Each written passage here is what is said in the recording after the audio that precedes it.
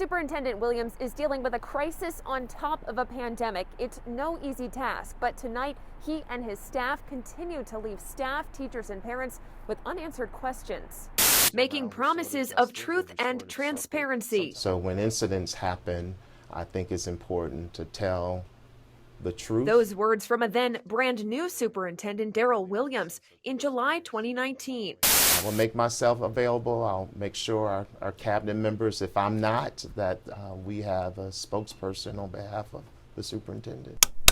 Fast forward to November 2020.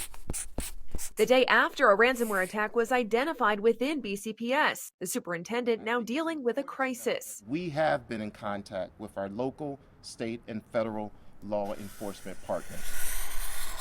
But a whole week after the attack was identified, still few answers from school officials. The superintendent not sharing updates, despite promises of transparency when he took the job. We are still in the midst of this investigation. I cannot speak to the investigation. It wasn't until a news conference nearly 2 weeks after the ransomware was found when school officials finally announced there was no data stolen during the attack.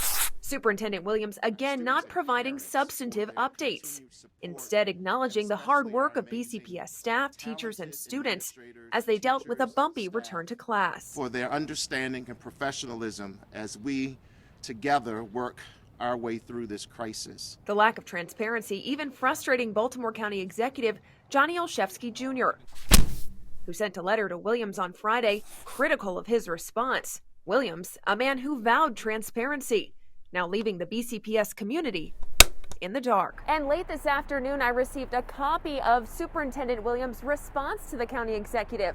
Williams acknowledged the county exec's frustration over access to information, but asked the county government leaders to keep the door open for collaboration in the wake of the attack.